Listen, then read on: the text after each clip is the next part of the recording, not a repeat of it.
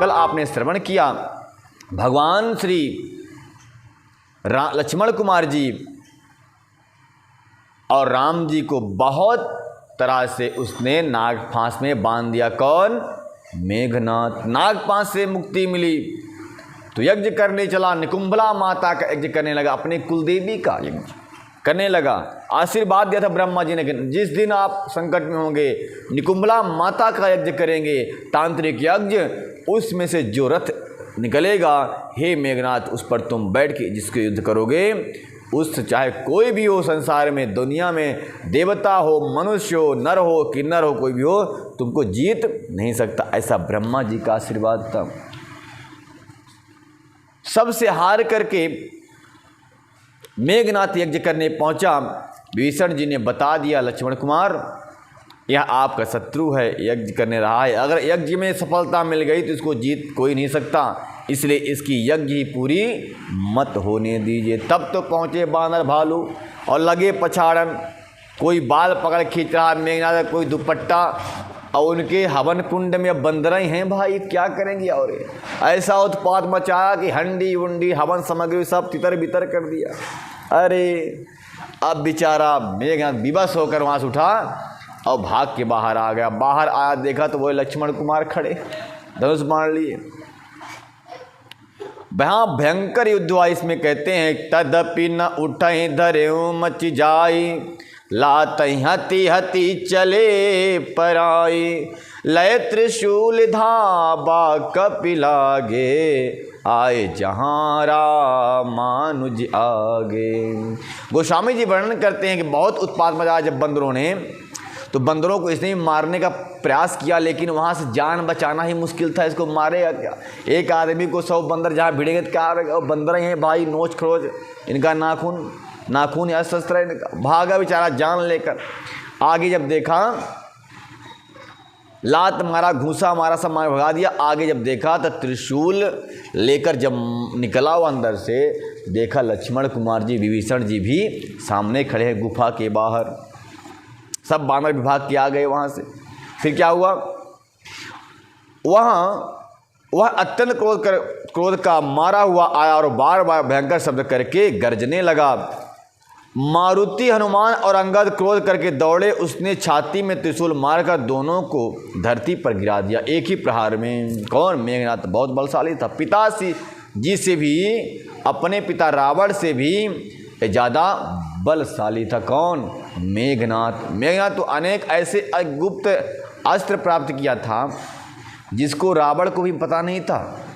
ब्रह्मास्त्र, नारायण, सुदर्शन चक्र भी भगवान श्री कृष्ण के पास के बाद दूसरा योद्धा है मेघनाथ, जिसके पास सुदर्शन चक्र था शस्त्र के रूप में। रावण के पास नहीं था। रावण के पास सिर्फ ब्रह्मास्त्र था और मेघनाथ के पास नारायण अस्त्र, यानी नारायण अस्त्र में सुदर्शन चक्र, दूसरा ब्रह्म अस्त्र और तीसरा पशुपतास्त्र। पशुपति भगवान शिव का अमोघ त्रिशूल जो प्रहार किए बिना लौटता है, अपने लक्ष्य को भेदे बिना वापस नहीं आता। इसमें क्या हुआ आगे देखेंगे कि मेघनाथ ने अनेकों अस्त्र चलाए लक्ष्मण जी के ऊपर, लेकिन सारे के सारे निस्तेज हो गए।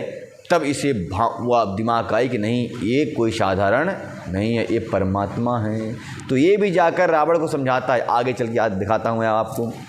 तो अत्यंत क्रोध करके छाती पर मारा। दोनों हनुमान और अंगद धरती पर गिर पड़े। प्रभु कहा छाड़े शूल प्रचंडा, सरहति कृत अंध जुग खंडा, उठी बहेरी मारुति जुब राजा, तहि कोप तहि घात नवाजा। फिर उसने प्रभु लक्ष्मण पर प्रचंड त्रिशूल छोड़ दिया। अनंत लक्ष्मण जी ने अपने बाण से उस त्रिशूल के 2 खंड कर दिए।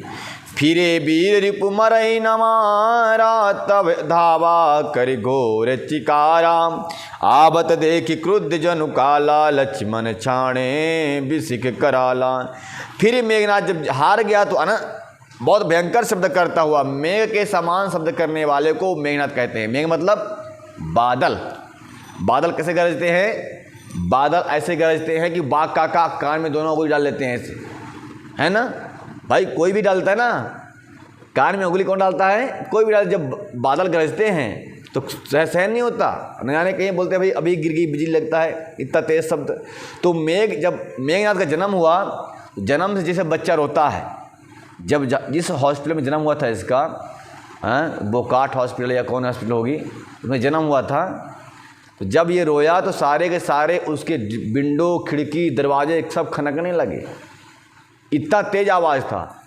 तो तुलना की गई कैसे आवाज़ था, बोले मेघ के गर्जना के समान इसकी रोने की आवाज़ थी। रावण ने सुना क्या हुआ, बिजली गिरी कि बच्चा हुआ मंदोदरी के, बड़ा चिंतित हुआ ये। बोले कोई ब्रह्मास्त्र चलाया क्या, ये आवाज़ कहाँ से आई। मंदोदरी ने कहा चुप रहो, तुम्हारा ही पुत्र हैं, तुम्हारे गरजने से बड़ी बड़ी स्त्रियों का गर्भ गिर जाता है, तुम्हारा पुत्र ऐसा भी न रोए कि बादल गिर जाएं। तो बोले बादल के समान इसकी आवाज़। बोले हाँ। रावण कहा कि हमारे बेटे के अगर पुत्र के आवाज़ अगर बादल के समान है तब मैं उसको बादलनाथ नाम रखूँगा, यानी मेघनाथ। मेघ मतलब बादल, तो मेघनाथ नाम रख दिया क्योंकि मेघ के समान इसके शब्द थे। तो वही शब्द यहाँ पे गरजता है तो छोटे मोटे बंदर तो वैसे ही बहरे हो जाते हैं। लक्ष्मण कुमार कहते हैं युद्ध करो, तो बंदर सोचते हैं कि युद्ध मना कर रहे, युद्ध ना करो, तो कान में सुनाई ही नहीं देता क्योंकि गरज दिया इसे, तो कान का पर्दा फट गया।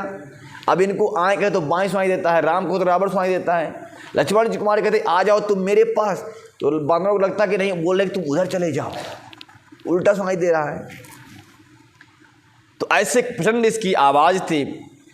प्रभु लक्ष्मण कुमार ने जब इसको हरा दिया तो प्रचंड में ध्वनि करता हुआ चिंघाड़ने लगा और दौड़ा। उसे क्रुद्ध काल की तरह आधा देखकर लक्ष्मण कुमार ने भयानक बाण छोड़े और क्या हुआ, वज्र के समान बाणों को आते देखकर वह तुरंत ही अंतर ध्यान हो गया और फिर भांति भांति के रूप धारण करके युद्ध करने लगा, राक्षसी माया के द्वारा युद्ध करने लगा। फिर वह कभी प्रकट होता तो कभी छिप जाता, ऐसे ही अद्भुत युद्ध करने लगा। देखी अजय रिपु डर पयसीसा, परम क्रोध तब भयहु अहिसा। लक्ष्मण मन अस मंत्र दृढ़ावा, यही कपि में बहुत खिलावा। लक्ष्मण ने मन में यह विचार किया कि इस पापी को मैं बहुत खेल चुका, अब इसके साथ और प्ले ग्राउंड में नहीं जाऊंगा, अभी फाइनल करना है, मुझे 6 मारना है और युद्ध को जीत लेना है। तो लक्ष्मण कुमार ने मन में विचार किया कि इस पापी को अब नहीं खिलाना ज़्यादा और इसका काम तमाम करना है, अच्छा नहीं अब तो इसे समाप्त ही कर देना चाहिए, ऐसा लक्ष्मण कुमार ने मन में संकल्प किया। फिर क्या हुआ, सुमिरी कौशलाधीश प्रतापा, सरसंधान की निर्करिदापा। छाड़ा बान माजे उर लागा, धरती बार कपट सब त्यागा। देखिए एक बात है विजय भैया, निश्चित रूप से गांठ बांध लीजिए इस बात को। लक्ष्मण कुमार जी अपने शत्रु से युद्ध कर रहे हैं और स्मरण किसका कर रहे हैं, राम जी का। क्यों कर रहे हो भाई है ना, बड़े भाई हैं, क्या समझकर राम को स्मरण कर रहे हैं। इनको शिव जी का स्मरण करना चाहिए, ब्रह्मा जी का स्मरण करना चाहिए, लेकिन भैया का स्मरण क्यों कर रहे हैं।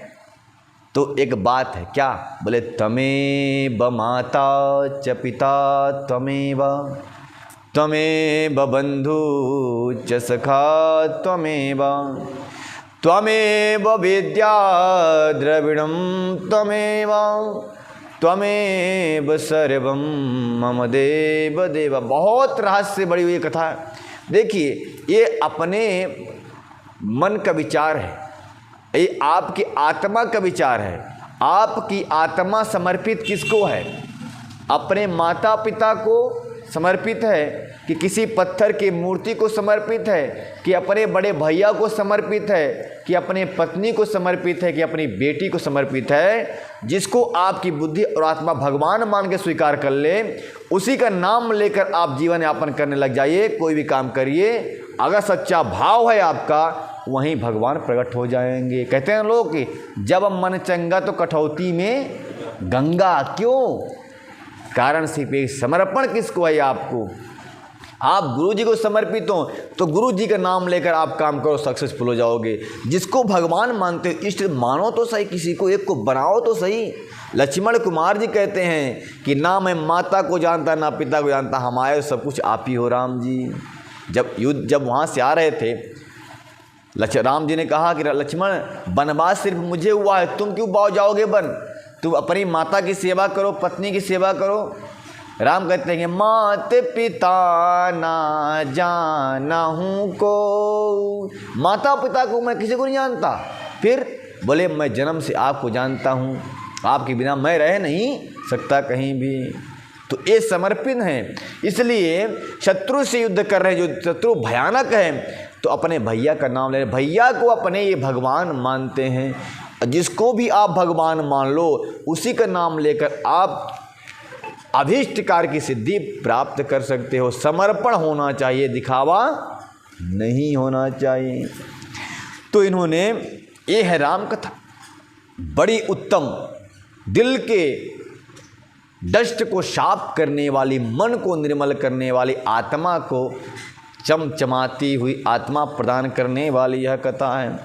तो बिनु रामा कौशलधीश प्रताप, सर संधान किनदापा, छाणबान माज उर लागा, धरती पर कटुक पर त्यागा। कहते हैं कौशलापति राम जी का स्मरण करके हृदय में लक्ष्मण कुमार ने वीरोचित दर्प करके बाण संधान किया।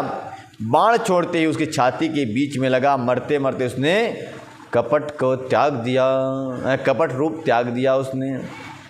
बड़ा भयंकर युद्ध हो पहले तो है। अनेकों ब्रह्मास्त्र छोड़ा लक्ष्मण जी पर, पहले ब्रह्मास्त्र छोड़ा, ब्रह्मास्त्र आकर के लक्ष्मण जी का प्रदक्षिणा किया 3 बार और प्रणाम करके वापस लौट गया। तो अचंभा हुआ, अरे ब्रह्मास्त्र तो कभी निष्फल नहीं होता, क्या कारण हो सकता है? बोले कोई बात, शायद वीर होगा ये।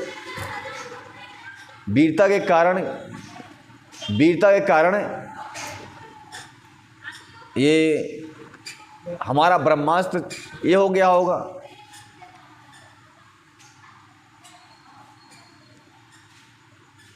वीरता के कारण ब्रह्मास्त्र निष्फल हो गया होगा। तब इसने क्या किया, भगवान शिव का अमोघ त्रिशूल उठाया और त्रिशूल उठा करके इसने फिर से लक्ष्मण कुमार पर प्रहार किया। त्रिशूल जब पहुंचा लक्ष्मण कुमार के पास तो तीनों नेत्र खोल दिया और दर्शन किया। त्रिशूल, तीनों में नेत्र है शिव जी के, त्रिशूल दर्शन किया। लक्ष्मण को प्रणाम करके, भाई ये शेष नाग हैं, शिव जी क्या कर सकते हैं, धरती डगमगा देंगे, शिव जी कैलाश भी हिल जाएगा। इन्होंने प्रणाम किया, वापस लौट गए। तब तीसरा अस्त्र चलाया, जो त्रिभुवन की अंतिम शक्ति है। कौन? बोले सुदर्शन चक्र चलाया। वो भी गया, लक्ष्मण कुमार को फेरा करके वापस आ गया। तब यहाँ इसके कान खड़े हुए, पहुंचा तुरंत, पिताजी पिताजी पिताजी। बोले क्या हुआ बेटा? अरे तुम रण से भाग आए? बोले भागा नहीं हूं, मैं आपको समझाने आया हूं। क्या समझाने आए हो? बोले पिताजी आप यह युद्ध त्याग दीजिए, सीता को वापस कर दीजिए। बोले तू, लगता है तेरे ऊपर उन तपस्वियों ने कुछ माया जाल फेंक दिया है, कुछ मोहिनी मंत्र फेंक दिया है। मोहिनी मंत्र फेंकने तो उसी के पक्ष से बात करने लगा है। लक्ष्मण कुमार जी ने कहा नहीं। फिर चलते चलते माता से मिला, माता से बोला माता मैं अंतिम बार प्रणाम करता हूँ। पत्नी खड़ी थी, पत्नी की तरफ देखा ही नहीं जा रहा था। पत्नी ने कहा स्वामी क्या मुझसे बात नहीं करेंगे? तब मेघनाथ कहने लगा, प्रेयसी दो अंतिम बार विदा, यह सेवक ऋणी तुम्हारा है। ये तुम जानो और मैं जानूं, यह अंतिम मिलन हमारा है। यह अंतिम मिलन हमारा है। मैं मात चरण से दूर हुआ, इसका दारुण संताप मुझे। पर यदि पिता आज्ञा से विमुख हूँगा, तो जीने से लगेगा पाप मुझे, जीने से लगेगा पाप मुझे। ऐसा कहकर अपनी पत्नी से आगे बढ़ चला। कहा कि हे देवी, मैं जानता हूँ। भाव में भरकर मेघनाथ कहता है कि देवी, ये सेवक तुम्हारा ऋणी हमेशा रहेगा, क्योंकि तुम्हें मैं समय नहीं दे पाया। हाँ, दुख मुझे भी है कि माता के चरणों से वंचित हो रहा हूँ, परंतु पिता की आज्ञा है युद्ध करना, युद्ध में मर जाना, तो पिता की आज्ञा का पालन करना। तो राम भी कहते हैं कि पिता की आज्ञा का पालन करना चाहिए, चाहे फिर कुछ भी हो जाए। तो अगर पिता आज्ञा से विमुख होऊंगा तो जीने से लगेगा पाप मुझे। तो पिता की आज्ञा हर हार में मानना ही पड़ता है। जो पिता की आज्ञा नहीं मानते, उनको इस धरती पर भार स्वरूप माना जाता है। धरती के लिए बहुत भार हैं वो। हिमालय पहाड़ भी उतना भारी नहीं होता धरती माता को, जितना भारी पिता की आज्ञा को पालन करने वाला, न पालन करने वाला पुत्र भारी होता है। तो कहाँ अपनी पत्नी से आज्ञा लेकर वह चल दिया और कहता है कि ये तुम जानो और मैं भी जानूं, यह अंतिम मिलन हमारा है। क्योंकि जानती हैं, मेघनाथ की पत्नी जानती है कि ये मेरे पिता से युद्ध करने जा रहा है। मेघनाथ की पत्नी शेष की कन्या है, भगवान शेष नाग की कन्या मेघनाथ की पत्नी का। पहुंच गया तो राम बहुत भयंकर युद्ध किया। अंतिम युद्ध में लक्ष्मण कुमार जी ने संहार कर दिया। फिर क्या हुआ? रामानुज कह राम कह, अस कही छाण सी प्राण, धन्य धन्य तब जननी कह अंगद हनुमान। गोस्वामी जी कहते हैं कि जब अंतिम बाण लगा छाती पर, धरती पर गिरा निश्चेष होकर, तो वह जो है तब वहाँ अंगद और हनुमान जो है उसकी प्रशंसा करने लगे। क्यों प्रशंसा करने लगे? क्योंकि मरते वक्त उन्हें राम और रामानुज लक्ष्मण जी का नाम लिया और राम का नाम लिया। रामानुज कह राम कह, अस कही छाण सी प्राण, धन्य धन्य तब जननी कह अंगद हनुमान। हनुमान और अंगद उसके माता की प्रशंसा कर रहे हैं, उसकी प्रशंसा नहीं कर रहे हैं। क्यों? जब कोई बच्चा अच्छा काम करता है, IAS IPS बनता है, नाम रोशन करता है, तो लोग कहते हैं बताओ किसका पुत्र है इतना अच्छा जा रहा है, इसकी जननी को प्रणाम है, इसके माता पिता को प्रणाम है, जिसने इसको जन्म दिया उसको प्रणाम है। अंगद भी कह रहे हैं, हनुमान जी भी कह रहे हैं, धन्य है तेरी जननी जिसने तुझे जन्म दिया, कि मरते वक्त तूने राम का नाम लिया है। जा, तेरे लिए स्वर्ग का स्थान सिंहासन खुला होगा, बैठने को मिल जाएगा। हनुमान और अंगद जो मुख्य महावीर हैं वो प्रशंसा करते हैं। फिर क्या हुआ? बिनु प्रयास हनुमान उठायो, लंका द्वारि राखी पुनियायो, तासु मरण सुनी सूर्य गंधर्वा, चढ़ विमान आए नभ सरवा। हनुमान जी ने उनको बिना ही परिश्रम के उठा लिया और लंका के दरवाजे पर जाके रख के आ गए, और उसका मरना सुनकर देवता और गंधर्व आज सब विमान पर चढ़ कर के आकाश में आ गए, दर्शन करने लगे। अंतिम दर्शन कर रहे हैं मेघनाथ जी का। कौन? देवता गण। हरसी सुमन दुम दुमी बजाबहि, श्री रघुनाथ बिमल जस गावहि, जब जनंत जय जगदाधारा, प्रभु तुम सब देवहि निस्तारा, प्रभु तुम सब देवहि निस्तारा। वे फूल बरसाकर नगाड़े बजाते हैं और रघुनाथ जी का निर्मल यश गान करते हैं। कौन? देवता लोग। और कहते हैं हे अनंत आपकी जय हो, हे जगत के आधार श्री राम आपकी जय हो, हे प्रभु आपकी जय हो। आपने सब देवताओं का महान विपत्ति से उद्धार किया है। स्तुति करि सुर सिद्ध सिधाए, लक्ष्मण कृपा सिंधु पहियाए। सुत बद सुना दसानन, जबहि मूर्छित भयहूँ परऊँ महि तबहि। कहते हैं गोस्वामी जी कि जब मेघनाथ का यह प्रिय पुत्र सबसे ज़्यादा प्रेम करता था रावण मेघनाथ से, तो जब सुना कि मेघनाथ भी युद्ध में मारा गया, जैसे ही यह संदेश सुना, जिस व्यक्ति ने उसको संदेश सुनाया उसको पहले इसने एक थप्पड़ जमा दिया। हट, झूठ बोलता है क्या, मेरा पुत्र कभी ऐसा नहीं हो सकता। फिर बाद में जब सबने कहा नहीं नहीं स्वामी, आपके पुत्र का वध हो गया युद्ध में, वो दोनों वीर इसको मार दिए हैं, तब वह सुन करके मूर्छित हो गया। मूर्छित भयो परयो महि तबहि, मूर्छित होकर जमीन पर गिर पड़ा। देखिए, एक पिता के लिए सबसे बड़ा दुख कौन सा है? सबसे बड़ा दुख उसके लिए है, पिता के लिए, माता के लिए, कि माता पिता जीवित हों और पुत्र पहले ही चल बसे। जो उसको दुख होता है,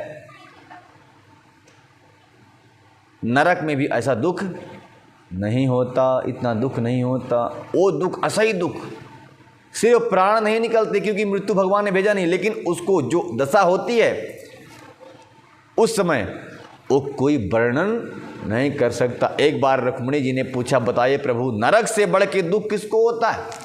इस संसार में नरक से बड़ा दुख किसे मिलता है, कब मिलता है? भगवान नारायण कहते हैं, देवी, जिसका जवान पुत्र, जिसके नौकर हो चाकर हो, एक ही पुत्र हो, हैं, और वह पिता से पहले हमारे प्राणों को अंत हो जाए, उसका शरीर समाप्त हो जाए, पुत्र के मरने पर जो उस पिता और माता को दुख होता है, उससे कम दुख नरक में होता है। अच्छा, स्वर्ग जैसा सुख धरती पर कहाँ है? तो बताते हैं कि जिसके पास सब धन वैभव यश कीर्ति सब हो, राजा जैसे ठाट बाट हो, नौकर लगे हों चाकर लगे हों, पतिव्रता स्त्री हो, आज्ञाकारी संतान हो, तो इस धरती पर उसको स्वर्ग जैसा सुख है, ऐसा मानना चाहिए। तो इस प्रकार से यह कथा, तो रावण को असही सुख असही दुख मिला, पुत्र के समाप्त हो जाने पर मूर्छित होकर धरती पर गिर पड़ा। फिर क्या हुआ? सब कहने लगे, अब गिरते क्यों हो? जैसा तुमने कर्म किया है फल तो वैसा ही भोगना पड़ेगा। बाढ़हि पूत पिता के धर में, खेती उपजई अपने कर में। बाढ़हि पूत पिता के धर में, खेती उपजई अपने कर में। कहते हैं कि पिता के धर्म दान पुण्य करने से पुत्र आगे बढ़ते हैं, धर्म को प्राप्त करते हैं, यश कीर्ति प्राप्त करते हैं, और पिता के अनर्गल काम करने पर पुत्र की हानि हो जाती है। पुत्र नास्तिक हो जाते हैं, दुराचारी हो जाते हैं, शराबी हो जाएंगे, व्यभिचारी हो जाएंगे, और ज़्यादा पिता अति करेगा तो मृत्यु को प्राप्त हो जाएंगे। इसलिए अपने लिए नहीं, अपने संतान के लिए व्यक्ति को धर्म से युक्त कर्म करना चाहिए, दान करना चाहिए, पुण्य करना चाहिए, धर्म करना चाहिए, दया करना चाहिए। गौ माता को रोटी खिलाओ, कुत्तों को बिस्कुट खिलाओ, मछलियों को दाल खिलाओ, चना खिलाओ, आटा खिलाओ, चींटियों को आटा डालो। क्या है से? क्योंकि हमारे धर्म, हमारे पुत्र जो हैं तो आगे की बढ़ते रहें, पीछे के लिए ना आए, छाती पर ना बैठ जाएं। कुछ पुत्र तो ऐसे होते हैं कि पिता की पेंशन पर जीवन चलाते हैं और पिता की छाती पर दार धरते हैं, पिता की छाती में दार धरते रहते। ऐसे पुत्र नहीं चाहिए भाई। इसलिए शुरू से ही दान धर्म करते रहो, हैं, परोपकार करते रहो, संतान आपकी अच्छी होगी। एक बात है, देखो, एक बेटी हो जाए तो उतना तकलीफ नहीं होता। अब लोग उल्टा समझते हैं, क्या बताएं, बेटी कैसी भी हो, 18 साल के बाद 20 साल के बाद आप घर से कहीं ना कहीं चले जाएगी, ठीक, कैसी भी हो। ध्यान तो आपको बेटे के ऊपर रखना है कि बेटा अच्छा होना चाहिए। क्यों? जन्म से लेकर मरण तक आपके छाती में दार धरेगा अगर अच्छा नहीं निकला तो। और बेटी कैसी भी हो, अच्छी हो बुरी हो, एक दिन ससुराल चली जाएगी, उससे आप निजात पा जाएंगे। चलो ससुराल में गई, अपने दामाद को चाहे छाती पे दार दे, चाहे सासू माँ के छाती फाड़ दे, कोई फर्क नहीं पड़ता। इधर स्वतंत्र हो गए, टेंशन फ्री हो गए ना उससे। लेकिन ये टेंशन तो बना हुआ है एक, अभी तक ठीक नहीं हो, इसलिए इसको ज़्यादा केयर करो। ये ज़्यादा समझाओ कि बेटा शराब वराब मत पिया कर, पढ़ाई ज़्यादा कॉलेज में पढ़ाई करना है पढ़ाई कर, बिस्टल मत पीना किसी चौपाटी में बैठ कर, और गर्लफ्रेंड के चक्कर में और बॉयफ्रेंड के चक्कर में मत पड़ना कभी। अगर इस चक्कर में पड़ गए तो फिर ससुराल से मार के लात भगाएंगे हैं बेटी को, और ये जाना यहाँ गली में कुत्ते की तरह लात खाते हुआ घूमेगा ही घूमेगा, फिर कोई झाड़ू मारने के लिए भी नहीं पूछेगा। इसलिए अच्छे से पढ़ाई करो, कॉलेज जाओ, और चौपाटी में जाकर बैठना मना है। कब तक? जब तक अपने मंजिल को ना पा जाओ। हैं आप कोई अच्छी जॉब मिल जाए, IAS IPS बन जाओ, फिर जो करना है मनपसंद लड़की के साथ शादी कर लो, फिर मस्त मौज करो, कोई फ़र्क नहीं पड़ता, कोई मना नहीं करेगा। पढ़ाई के समय में पढ़ाई हो और मौज के समय में मौज हो, नहीं तो मेघनाथ की तरह मारे जाओगे। तो मेघनाथ मारा गया, रावण बड़ा विचलित हुआ, बड़ा कष्ट पाया और छाती पीटने लगा, धरती पर गिर पड़ा भाई। धरती पर गिर पड़ा। फिर क्या हुआ? ये विमान कहते हैं देवता लोग बड़ी स्तुति करने लगे राम जी की। बोले प्रभु आपने मुझे निजात दिला दिया, हे गदाधर, हे जगत के स्वामी, आज स्तुति करहि सिद्धि मुनि। समझ से देवता इत्यादि आकर स्तुति करते हैं और भगवान की ओर पुष्पों की वर्षा करके अपने धाम को चले जाते हैं। मंदोदरी रुदन कर भारी, उरताड़न बहु भांति पुकारी। जो है मंदोदरी अपने पिता से कहीं ज़्यादा माता रोती है पुत्र के लिए, क्योंकि पुत्र सहज ही माता पुत्र से अपने आत्मा के समान प्रेम करती है। यहाँ मंदोदरी आ गई, अपनी छाती को ताड़ती हुई यानी पीटती हुई रुदन करने लगी। गोस्वामी जी वर्णन करते हैं कि मंदोदरी रुदन कर भारी, वे ताड़न बहु भांति हक पुकारी। नगर लोग सब व्याकुल सोचा, सकल कहीं 10 कंदर पोचा। मंदोदरी छाती पीट पीट के रोती, हा पुत्र तुम कहाँ चले गए, और छाती पीट कर पुकारती है। नगर के लोग इकट्ठे हो गए, आने लगे क्या हो गया क्या हुआ। सब लोग व्याकुल हो गए कि अरे एक प्रतापी योद्धा यूँ मारा गया है। सकल कहीं 10 कंदर, सभी कहते हैं रावण या नीच रावण अपने कुल के अंतिम दीपक को भी डुबा दिया, लेकिन यह अहंकार से बाज नहीं आया, ये अपने घमंड से बाज नहीं आया। ये अगर झुक जाता, ये अकड़ना छोड़ देता, हो सकता था कि लंका न डूबती। सब लोग अपने राजा की निंदा करने लगे, हाय रे विधाता इसकी मति मारी गई है।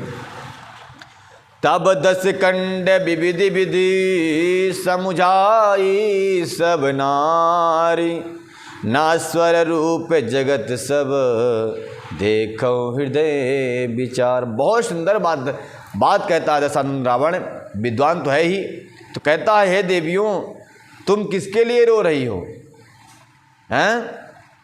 रावण ने सब स्त्रियों को अनेक प्रकार से समझाता हो, कहता है कि समस्त जगत का यह दृश्य रूप नाशवान है, हृदय में विचार करके देखो। कहते हैं जो धरती पर आया है वो सब एक ना एक दिन जाएगा।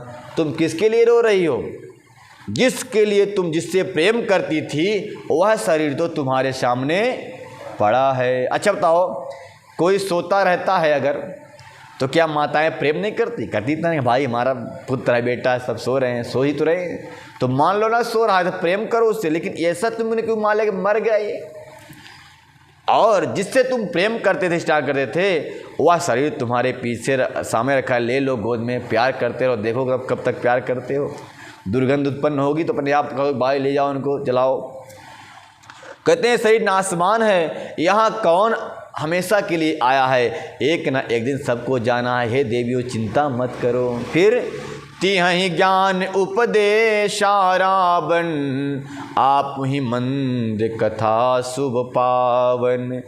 पर उपदेश कुशल बहु तेरे, जो आचरहि ते नर न घनेरे। रावण ने उनको ज्ञान का उपदेश किया और स्वयं ही स्वयं तो नीच है पर उसकी कथा बीते बातें शुभ और पवित्र हैं। दूसरों को उपदेश देते तो बहुत लोग निपुण हैं, पर ऐसे लोग अधिक नहीं हैं जो उपदेश के अनुसार आचरण भी करते हों। बहुत रावण है, विद्वान ही है ना, उपदेश तो बहुत अच्छा कर रहा है, लेकिन जब अपने ऊपर घटे तो उसका नहीं मानता वो बात।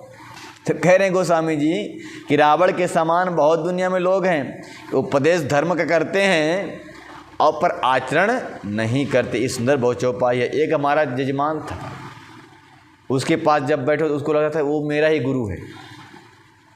जब बैठो ना, जिसे लगता था वो गुरुओं का भी गुरु है, बड़ी बड़ी बातें करता ये इधर की। अब जब उसकी आचरण में देखो तो कुछ नहीं, लहसुन प्याज रोज़ सुबह शाम खाता, आचरण बड़े बड़े कर। तो ऐसे रावण के समान वो भी था। धीरे धीरे मैंने उसको त्याग ही दिया, उसको फालतू रोज क्या। तो विजय भैया जैसा कोई भक्त मिले तो उसके साथ में रहना अच्छा लगता है। अहंकारी कोई हो तो फिर दूर से प्रणाम भाई, तू सबसे गुरु बना रहा भाई रावण जैसा, हमको नहीं चाहिए तुझे। तो ऐसे उपदेश बहुत सारे लोग करते हैं, लेकिन जीवन में आचरण में नहीं डालते। और देखिए प्रभाव तभी पड़ेगा आपको उपदेश का जब आप उस उपदेश के अनुसार आपका आचरण भी होगा। वेश और आचरण दोनों हो तो तब प्रभाव पड़ता है। तो उपदेश बहुत देते हैं पर आचरण नहीं करते। ऐसा गोस्वामी जी वर्णन करते हैं कि निशा सिरासन भयों भेनुसारा लागे भालु कपि चारिहु द्वारा। अब इधर बानर भारू ये ठान के रखा है कि रावण लंका को डुबा ही देना है, उधर अर्थी पड़ी है, अभी चिता जलाई नहीं गई। अब ये बानर भालू फिर से युद्ध करने के लिए दरबार ठोकने लगे, खोल खोल मैं युद्ध करना चाहता हूँ, रावण बाहर निकल। अब बताओ, ऐसी अवस्था को उत्पन्न करने वाला, ऐसी स्थिति को उत्पन्न करने वाला रावण ही है। परंतु क्या गुजरी होगी लंका वासियों में कि एक योद्धा पड़ा हुआ है, इंतजार कर रहा, चिता की अग्नि नहीं मिली है। दूसरी तरफ से फिर से शत्रु दरवाज़ा ठोकने लगा युद्ध करने के लिए। बहुत अद्भुत दृश्य है, आत्मचिंतन करें तो दिखाई पड़ेगा, और वहाँ पर क्या मंजर है ये आप एहसास कर सकते हैं। तो निशा सिरानि भयों भेनुसारा आ लागे भालु कपि चारहु द्वारा। सुबट बुलाई दसानन बोला रन सम्मुख जा कर मन डोला। रात बीत गई, सवेरा हुआ, ऋछ बानर फिर चारों दरवाजे पर आकर डट गए। योद्धाओं को बुलाकर दसमुख रावण कहता है कि जाओ लड़ाई में शत्रुओं के सम्मुख जिसका मन डावाडोल हो, अच्छा है वही अभी भाग जाए, लेकिन जो अपने आप को वीर मानता है वह युद्ध में चला जाए। और मैंने अपनी भुजाओं के बल पर बैठाना है, जो शत्रु चढ़ आया है उसको मैं अपने खुद ही उत्तर दूंगा, अतः उससे युद्ध मैं स्वयं ही कर लूँगा, ऐसा रावण ने कहा। अस कही मारुति बेग रथ साजाऊं, बाजे सकल जुझाऊ बाजा। वीर चले सब अतुलित बाबान बली, जनु का जल के आधी चली। ऐसा कहकर उसने अब पवन के समान तेज चलने वाले रस जाया। सारे जुझाऊ लड़ाई के बाजे बजने लगे। अतनी बलवान वीर ऐसे उसके साथ में चल रहे थे काजल की आंधी की तरह। बड़े बड़े काजल आंधी मतलब समझते हैं, काले काले रंड मुंड शंडो राक्षस, काले काले मानो ऐसे जैसे काली काली कोई काजल को लेकर आंधी उड़ रही हो। काजल मतलब जो आँखों में लगाते हैं लोग, आँख में लगाते हैं टीका उका, काजल। अस कही मारुति अस गुण अमित होति तेहि काला, गनैन भुजि बल गर्भ विशाला। उस समय असंख्य असगुण होने लगे। कब? जब रावण युद्ध के लिए चला तो असगुण होने लगे। अरे बाप रे बाप। पर अपनी भुजाओं के बल का बड़ा गर्व होने से रावण उन्हें गिनता नहीं था। रावण किसी को भी नहीं मानता। बड़े बड़े देवताओं को वो मच्छर के समान चुटकियों में पीस देता था। अपशगुन हो रहा है। कैसे अपशगुन? कोई धोबी लकड़ी लेकर कपड़े लेकर निकल पड़ा होगा सामने से, अपशगुन है। कोई लकड़ी लेकर निकल पड़े, जैसे मान लो कोई यात्रा कर रहे हो आप, कोई लकड़ी लेकर सर पर गट्ठर लेकर लकड़ी का दिखाई पड़ जाए तो आप रास्ता को स्थगित कर दें। गाय अगर आपके बाएं से गुजर गई हो तो आप रास्ता को रोक दें, ऐसा कुछ अपशगुन। लेकिन वो किसी को नहीं बजा। क्या हुआ?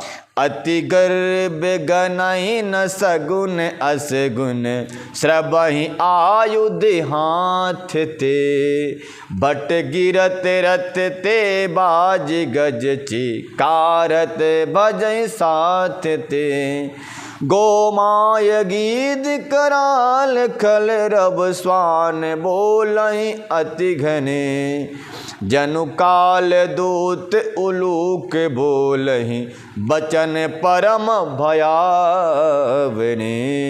गोस्वामी जी वर्णन कहते हैं कि अति गर्भ गनय, कहते हैं अति गर्व मतलब होता है, गर्व मतलब होता है घमंड, अहंकार, अकड़। कहते अति अकड़ के कारण ये रावण किसी असगुन को भजता ही नहीं है। और श्रबहि आयुध हाथ ते, सारे के सारे आयुध उसके हाथ में हैं, बड़ा बड़ा आयुध। फिर भट्ट गिरत रत ते बाज गज चिकारत भजे साथ ते, कहते हैं उसके साथ में चलने वाले हाथी घोड़ अपने आप चिक्कारते हैं, आवाज़ करते हैं तो भी उसको ध्यान नहीं देता। और गोमय गीध कराल खर स्वान बोलहि अति घन, कहते हैं गऊ गीध चिल्लाती है, गऊ माता चिल्लाती हैं, और खर मतलब गधा चिल्लाता है, रव मतलब हाथी घोड़े साथ लेकर चिघाड़ते हुए भाग रहे हैं। सियार गीध कौवे और गधे शब्द कर रहे हैं, चिल्ला रहे, कुत्ते रो रहे हैं, बहुत अधिक कुत्ते बोल रहे हैं, उल्लू ऐसे अत्यंत भयानक शब्द कर रहे हैं मानो काल के दूत हों, मृत्यु का संदेश सुना रहे हों। परंतु यह अहंकारी रावण इन सबको नहीं मानता।